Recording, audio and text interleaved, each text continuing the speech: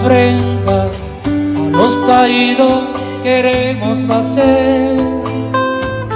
Carlos, una ofrenda que simboliza nuestro amanecer.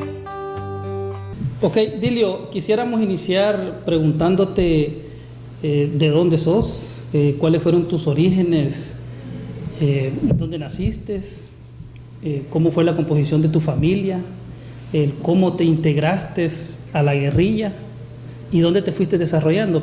Sí, soy nativo de los Cerros de San Pedro, San Esteban, Catarina, departamento de San Vicente. ¿Y tu familia en esa época, cómo es de que vos te involucras? ¿Vivías con tu mamá, tu papá? ¿De qué edad tenías cuando esto inició, Dilio? Sí, mi familia en el seno es religiosa y crecí y me desarrollé en la Iglesia Católica y con principios católicos que hasta el momento se mantienen, los sostengo porque considero que para mí hay un solo Dios. Entonces mi familia de extracción campesina, muy humilde, muy humana, muy consecuente y muy familiar. Yo crecí en el seno de un buen grupo familiar, de hermanos, de padre, madre, tías, tíos, un calor muy humano, un calor muy consecuente, muy activo y mucha hermandad. Ok, de San Vicente entonces, tu origen, ¿cómo es que te involucras ya en la guerrilla? Hemos conocido de algunos casos de compañeros que se vincularon a partir incluso de la práctica religiosa, de ahí fueron involucrándose después a la guerrilla, cuando ya comenzaron las represiones, los asesinatos, pero ¿cómo fue tu integración ya a la guerrilla y a qué edad te integraste? Desde que yo tengo conocimiento, yo me incorporé a los 12 años aproximadamente, y el problema está que allí comenzaron a reprimir, el ejército comenzó a reprimir el cantón. El cantón en esa época había un poquito más de 300 familias, un cantón bien poblado, y allí nacieron algunas organizaciones, por ejemplo el PRTC, la FPL, el RP, ahí crecieron y fueron captando personas, en la cual yo comencé bien pequeño a reunirme en los montes del cantón de los Cerros de San Pedro con la FPL, y allí fui creciendo y luego ya me incorporé a una estructura militar y ya me hice guerrillero y tomé arma. Yo siempre he dicho que una cuestión que me llena de satisfacción y de orgullo, y digo que mi primer juguete fue un fusil, porque al final no tuve mucha vida de infancia de juguetes por las condiciones económicas, pero cuando me incorporé a la guerra, el fusil era un poco más grande que yo. ¿De qué año estamos hablando, Dilio? ¿Cuándo te incorporas? Bueno, estamos hablando del 77. 77, sí. La década del 70. Sí, 77. Ahora, pero tu desarrollo guerrillero más bien fue en la zona de Chalate. Sí, el problema está que yo estuve campamentado en los Cerros de San Pedro, en el municipio de San Esteban, Catarina. Estuve en un lugar que se llama La Haciendita, Ayalita, La Burrera, La Angostura, Pueblo Nuevo. En todos esos lugares estuve. Y ese fue mi radio de acción. En ese momento, digamos 80, 81, que ya prácticamente ya la guerra fue tomando otra característica más fuerte, más compromisos, más enfrentamientos concretos. Entonces, así fue. Y estaba en el Pueblo Nuevo, me recuerdo, que llegaron y plantearon, o sea, formaron la unidad y plantearon que si estábamos dispuestos a irnos para otro departamento y no seguir allí algunos que fuéramos electos. Todos levantaron la mano, menos yo y otro compañero. Y bajen la mano, dijo el jefe, cuando estábamos en la formación, y me preguntaron, ¿y vos por qué no levantás la mano? Es que yo no me quisiera mover de acá, yo soy de aquí y me gustaría continuar acá. Le preguntaron al otro, ¿y vos por qué no levantaste la mano? Yo soy de Tecoluca, pero tampoco me quisiera ir de San Vicente, dijo. Entonces, qué casualidad, dijo el jefe, qué casualidad. Una formación militar de todo el pelotón, qué casualidad, que los dos seleccionados son ustedes. Entonces los tocó. Entonces en ese mismo momento nos fuimos para el mando y ya estábamos claros que nos íbamos, y fue así como no se me olvida la fecha, emprendimos camino en marzo del 92. ¿Del 82? Del 82, y caminamos 3 días. Entramos por Cabaña y salimos a Lempa, allá, ya el límite de Chalate y Cabaña, y entramos por Quipuri. Quipuri se llama un lugar que está pegado con Honduras, pega con Cabaña y es de Chalate. Ahí estuvimos descansando unos días y luego ya le pegamos para la Laguna Seca, que es la zona 2 de Chalate, así la tenemos clasificada, zona 1, zona 2, zona 3. Y fue así que ya llega a la Laguna Seca, y una de las cosas que, por lo menos en San Vicente no aguantamos mucha hambre, pero cuando llegamos allí, lo primero que pregunté yo, ¿a qué hora? Porque llegamos como a las 9, ¿a qué hora pagan el almuerzo? Aquí no hay comida. Y como a las 6 de la tarde nos dieron una tortilla, que normalmente la gente allí le decían sanpedrana, una tortilla de maicilla, grande, algo negra, y esto es con sal, esto es todo. Y dormimos, y en la mañana que me levanté, dijo el jefe militar de ahí, que era un argentino, que se llamaba Hugo, dijo Hugo, yo estaba sentado en el patio de la casa, y dice Hugo, ¿tú sos de San Vicente? ¿Sos de los que viste ayer? Sí, yo soy de los que vine ayer. Ya les dije a los de San Vicente que no me manden cipotes aquí a destetarse. Y yo me quedé así, chanfle, ¿de qué está hablando? Me estaba diciendo que estaba muy pequeño para andar en la guerra, y que apenas me habían detectado o no me habían detectado, y ya me habían mandado para Chalate. Entonces, para que veas, a una edad bien pequeña, tomé una conciencia social, y hasta este día no me arrepiento y jamás me voy a arrepentir, porque creo que fui afortunado, porque nací en el momento de darle esperanza a este pueblo y darle un mejor bienestar y darle una mejor idea de lucha. En ese sentido, yo me incorporé sinceramente, consecuentemente, creyendo que esto era lo mejor. Dilio, ¿y qué es lo que nos podés contar de lo que se vivía allá en el monte, como decimos popularmente? Porque hoy en día, como lo he dicho yo en otras entrevistas, se desvalora mucho la lucha revolucionaria, y sobre todo por el papel o mal papel que han desarrollado los que se tomaron por asalto al FMLN. mal papel en la política pública nacional, y ahora la gente, muchos salvadoreños y salvadoreñas ahora hablan de que no sirvió de nada, no sirvió para nada. Pero ¿qué pensamos de eso y qué es lo que se vivía allá, para que la gente también conozca? Porque muchos hoy en día no saben, no conocen lo que vivía el guerrillero. Es decir, nos acabas de decir que no encontraron comida cuando llegaron a ese campamento, pero ¿qué otras cosas se vivían ahí?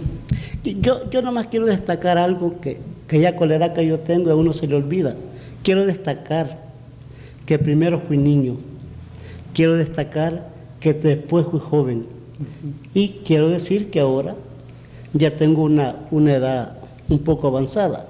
Digo esto porque si a mí me hubieran dicho cuál iba a ser mi camino desde pequeño de cara al futuro, no lo hubiera creído. O sea, jamás tuve el valor, tuve la firmeza de dejar a toda mi familia en San Vicente. Tuve el valor de dejar a mi madre y mi padre y mis hermanos, que eran los más dorados para mí, mis abuelos, mi abuela, mi abuelo y todo lo demás, toda mi familia. O sea, tuve el valor de dejar todo por nada, a cambio de nada. Y me recuerdo que cuando yo iba, ya te voy a contestar la pregunta, cuando yo iba, que salí de la casa, porque me dieron permiso que estuviera en la casa y luego irme para Chalate, mi mamá me dijo, no quiero que te vayas, quiero que te quedes conmigo. Yo le dije, no puedo, mamá, no puedo, me están trasladando al departamento, yo debo de atender el llamado. Me dijo, sí, hijo, pero... Y yo le dije, no puedo, me voy a ir. Entonces cuando me despedí de ella... ¿Y eso fue duro, Odilio? Duramente. Lo tengo en las entrañas de mi corazón, lo tengo en las entrañas de mi cabeza y en todo mi cuerpo, porque al final nunca más la vi, porque falleció. Creo que después voy a intervenir sobre eso. Pero lo que sucede es que lo que te quiero decir es que me monté en un caballo para caminar al lugar donde me habían citado que llegara, y mi mamá me siguió más de 1 kilómetro, y cuando vio que no me detuve, me dijo, párate. Paré el caballo. ¿Qué quiere, mamá? Me dijo, si es necesario hincarme ante ti para que te regreses, lo hago. Y cayó hincada.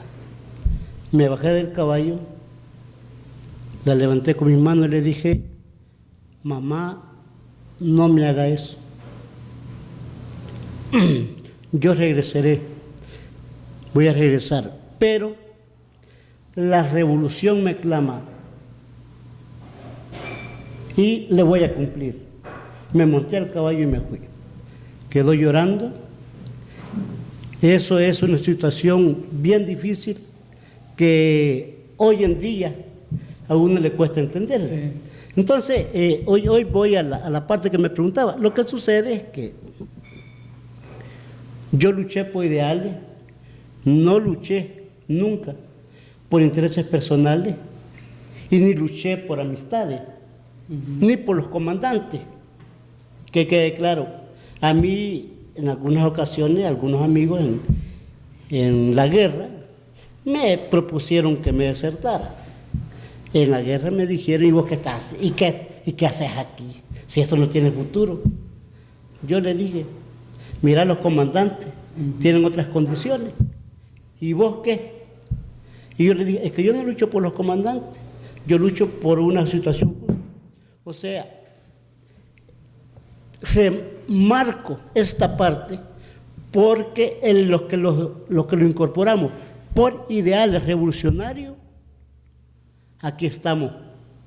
Los que los incorporamos por una lucha social y la desigualdad social que a todos los pisoteaba la injusticia, aquí estamos.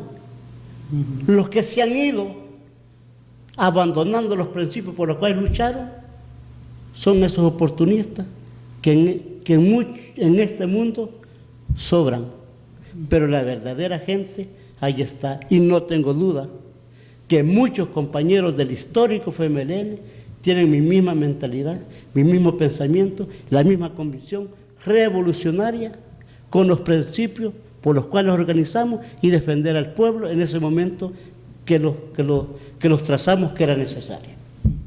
Dilio, interesante y conmovedor realmente lo que nos contás en el caso de tu madre. ¿Cómo fue ese momento cuando te avisan o supiste lo de tu madre que había fallecido? No sé si fue en el momento, el problema está que yo llegué a Chalate, luego me trasladaron a Cinquera, y entonces íbamos de Cinquera a Guazapa. Yo estuve en el Cerro del Lirio, estuve en todos esos lugares, en la Escopeta de Cinquera. O sea, yo te conozco Guazapa de cara a la guerra.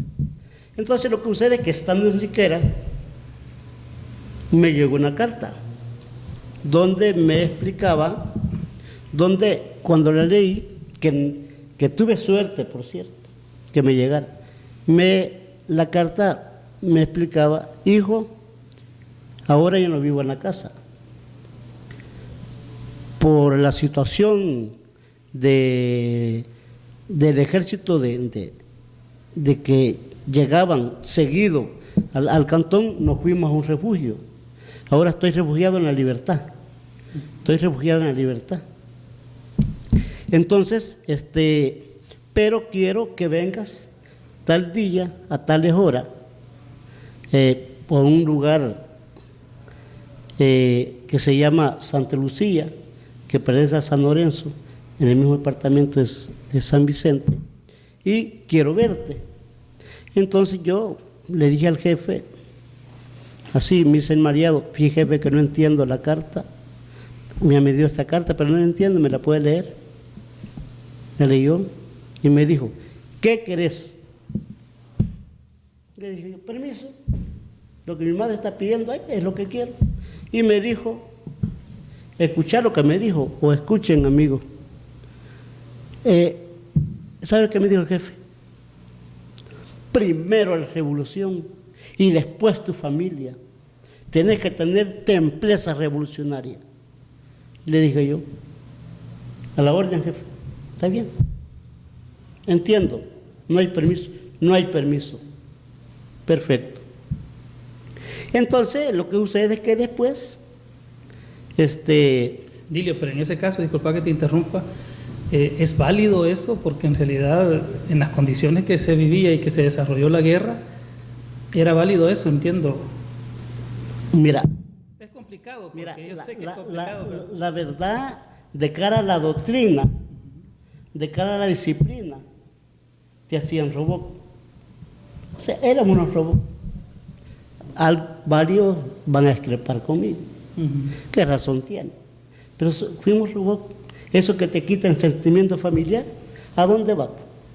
Eso que te diga en primera revolución, ¿y la revolución a dónde está? ¿Cuándo la viste? ¿Es tangible? No la puedes tocar. Entonces, ¿qué es eso? Es también una manera de ideologizarte y te vuelvas robot para un determinado objetivo, para un determinado fin, pero para el fin familiar, el abandono familiar. Entonces, eso, justamente eso, al final es un problema, porque a mí me plantearon que primero la revolución, perfecto, y que por último mi familia o sin familia. Pero ¿qué pasa cuando se firmó los acuerdos de paz? ¿A dónde llegué? ¿A la revolución? ¿A cuál revolución? ¿A dónde llegué? Al mismo seno de donde salí, familiar. Ahí está el punto. Entonces, eso lo enmarco, porque cuando te ideologizan, tú no puedes pensar. Otros piensan por ti. Y nosotros aplicamos un principio: centralismo democrático. miles y miles y miles de personas supeditado a una sola voz, que era la voz del superior, que era el jefe. Entonces todos estamos dispuestos por esa orden de centralismo democrático, morirnos. Morirnos. Y morirnos por la revolución. Que Dios tenga en gloria a todos los que murieron en esta lucha, que al final nunca vieron la revolución, ni nosotros la hemos visto.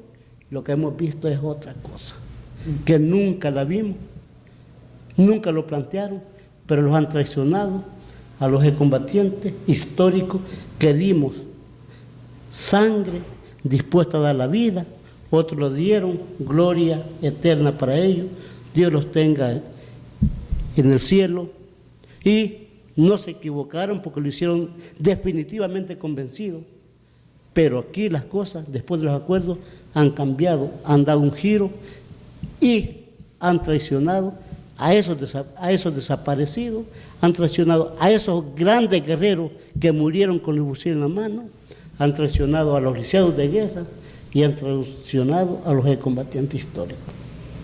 Ok, Dilio, ¿cómo fue tu vida ya en la práctica militar? Es decir, ¿en qué combates participaste? Indudablemente que estuviste en toda la guerra, pero hubieron algunos combates que me imagino que fueron más significativos desde el punto de vista de la importancia que requería eso, del momento, de la coyuntura no solo militar, sino que también política del país. Pero ¿en qué combates participaste como más significativos, Dilio? Sí, yo participé en San Vicente en varios emboscadas, combates abiertos, pero en Chalate igual.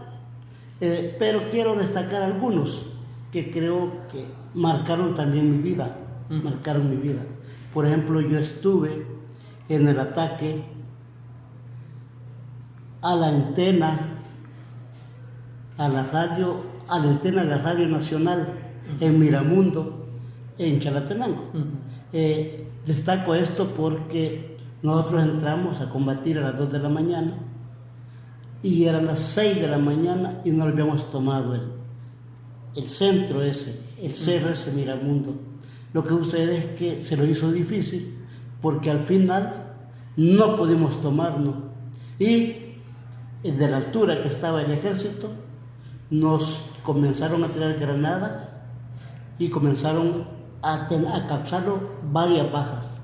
Entonces fue tan intenso el combate que ya prácticamente llegamos a la mediodía, desde las 2 de la mañana, y marco esto porque sentí que nací de vuelta, quedé en fuego cruzado, quedamos como atrapados enfrente de las trincheras del ejército que estaba ahí, y para salirnos nos mandaron un pelotón, entonces quedamos como en sándwich. Entonces nosotros en medio, yo tenía una ametralladora .30, me metí muy al fondo para poder agarrar cerca una ametralladora M60 que lo estaban disparando, y se fue bien difícil controlarla. Sin embargo, en la cadencia de juego del ejército, sin embargo, fue difícil porque también se concentraron allí otras personas, incluso una ametralladora .50 que se entró pero ya no podía salir. Entonces allí en la salida mataron a Joaquín 30, que era el meteorista de la .50, mataron a Giovanni, que no sé por qué lo habían metido ahí, mataron a Giovanni, él era el jefe del 81 milímetros de armas de apoyo, y mataron a Efrén también, que era el jefe de exploración de las unidades de vanguardia de Chalatenango, y estuve a punto de morir también porque con la .30 que yo andaba, en la salida me fui en un hoyo y la dejé, y luego Llegué donde estaba la línea de fuego de los compas y les dije, voy a regresar. Y me dijeron, ¿vas a regresar? Sí. Entonces hicieron de vuelta la cortina de fuego, regresé y me hice un tiro como esos que vos ves, eso como vos ves en las películas. Me lancé a una cierta distancia, tomé de regreso la ametralladora y la saqué. Bueno, han mirado algunos, o todos los que me vieron, que no es de cualquiera. Cualquiera puede abandonar el arma sobre eso, que no es correcto, pero hay gente que la puede dejar. Sin embargo, yo sentía que era mi vida la que estaba allí, y que primero el arma y después mi vida. El mismo compromiso que te estaba hablando, firmando la revolución, en defensa de la revolución. O sea, la vida era por último, pero primero era la defensa. Y quiero destacar también que participé en la toma de Sinquera. Esto ya no en Chalate, esto es en Cabañas. Estuve ayer, ¿cómo se llama? Participé, recuperé un cinturón nuevito, norteamericano, que lo anduve por un buen tiempo, y hicimos rehén a un montón de soldados, prácticamente una compañía casi completa se rindió. También esa parte quería destacarla. Y también participé en la primera toma del cuartel Paraíso. Ahí estuve. Fue una situación difícil al inicio, pero bonita al final. Me recuerdo que cuando veníamos saliendo, esa polvorín incendiado, como que era en Navidad, como que era el 31 de diciembre, y temblaba la tierra, como que era temblor. Donde veníamos saliendo, y el polvorín encendido, y bombas, diferentes bombas de morteros, de cañones, reventando en llama.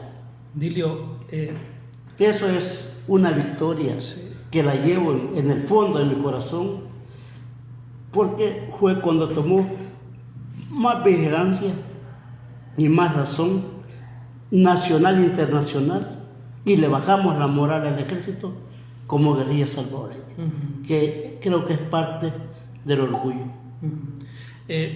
Fuiste lisiado en el conflicto, no fue ninguno de esos combates, Dilio. Sí, lo que sucede es que en Sinquera estábamos encampamentados. Cuando dijeron que iba a haber un bombardeo, nos fuimos a un cerro en San Antonio, justamente cerca de Sinquera.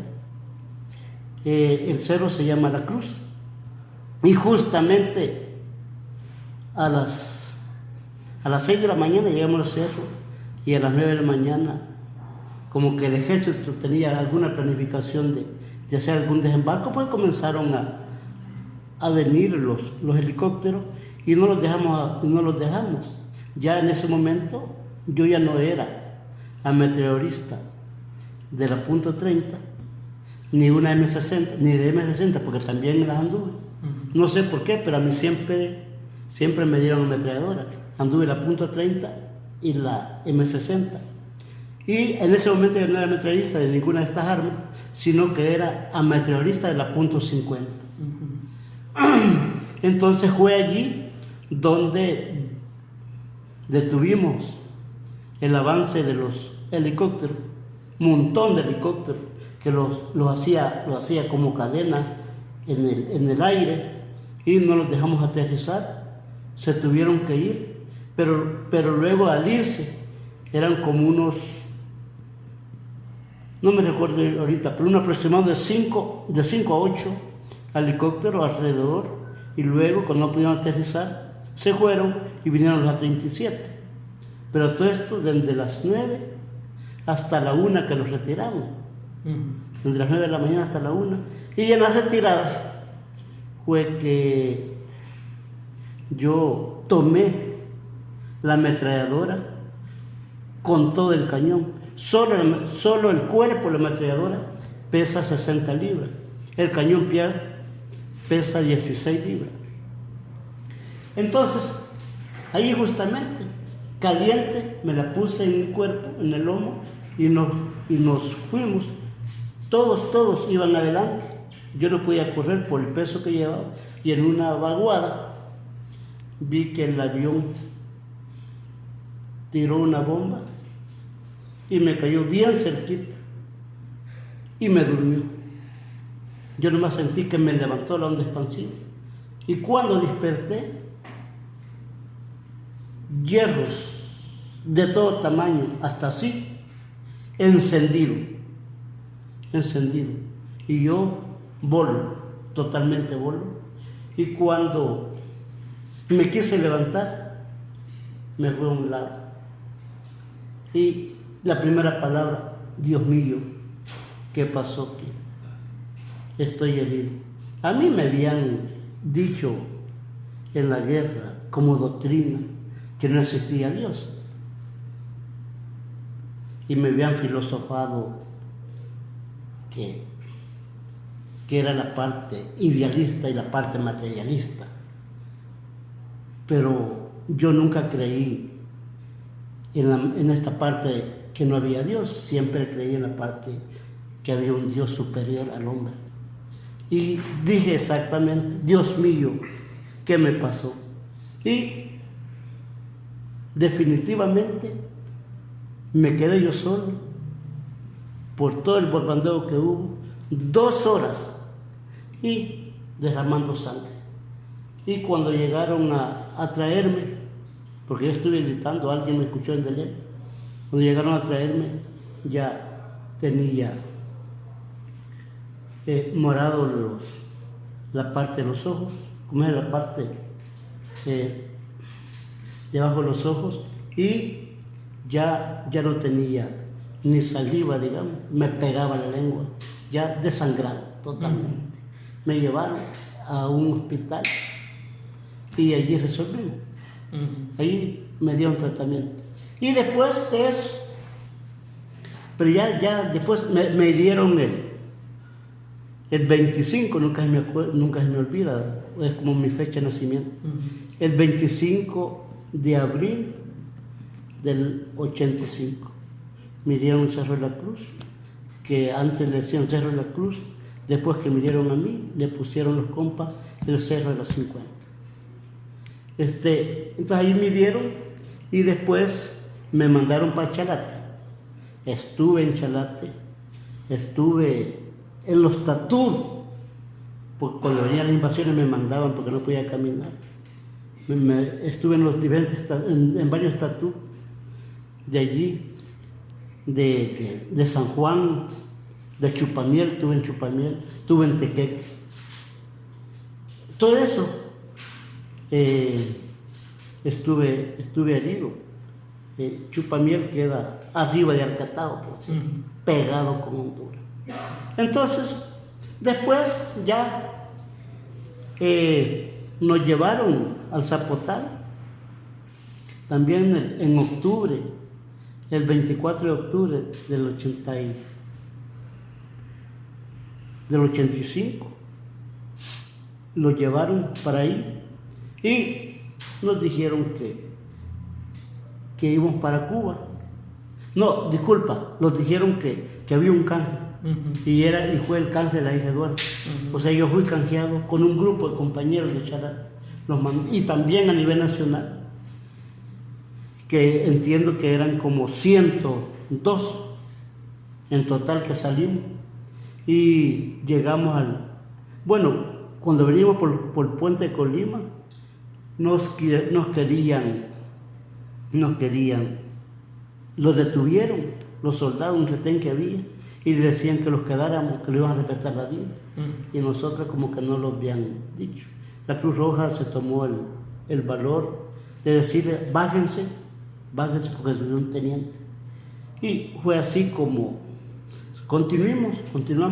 Cuando llegamos al aeropuerto internacional de Comalapa, fue sorprendente, porque nunca en mi vida había visto tantas luces de cámara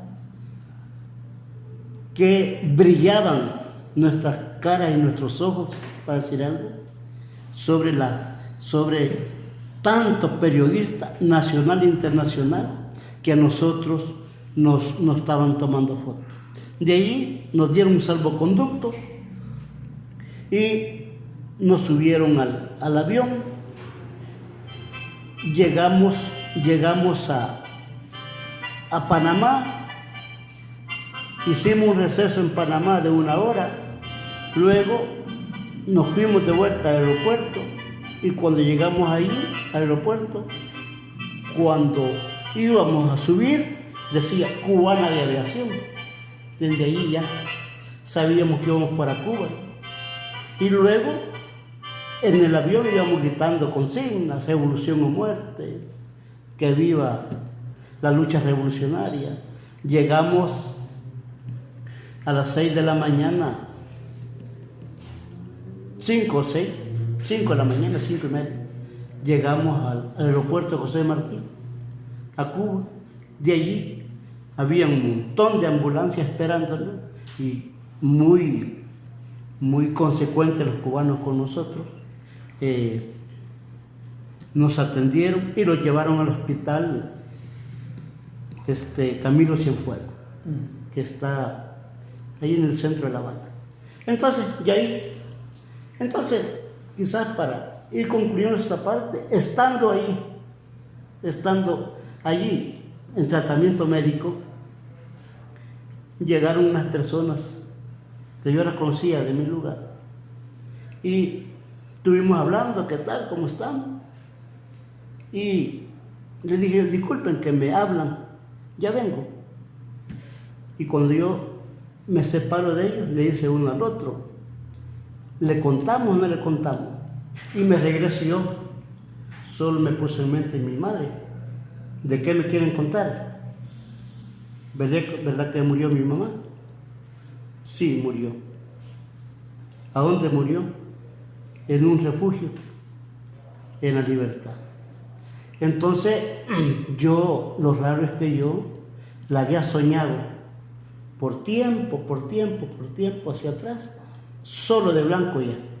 Casi yo, mi inconsciente, decía que mi mamá ya había muerto. Y ellos me lo confirmaron. Entonces dije yo, bueno, qué triste. Pudiéndola ver, nunca me dieron permiso. Pudiéndola estrechar, nunca la pude estrechar. Y creo que es una cuestión que la llevo en vida y se va a borrar con la muerte, cuando yo muera. Pero creo que es bueno que lo sepan, que dimos todo a cambio de nada.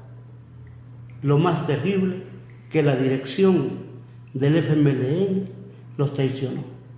Y lo que hemos sido críticos de cara al proceso de cómo el FMLN se ha comportado en todos estos años después de los acuerdos de paz, y que nos han dicho traidores a nosotros no somos traidores, somos consecuentes con el pueblo salvadoreño, vamos a seguir siendo ideológicos, vamos a seguir siendo responsables, los traidores son ellos, no nosotros.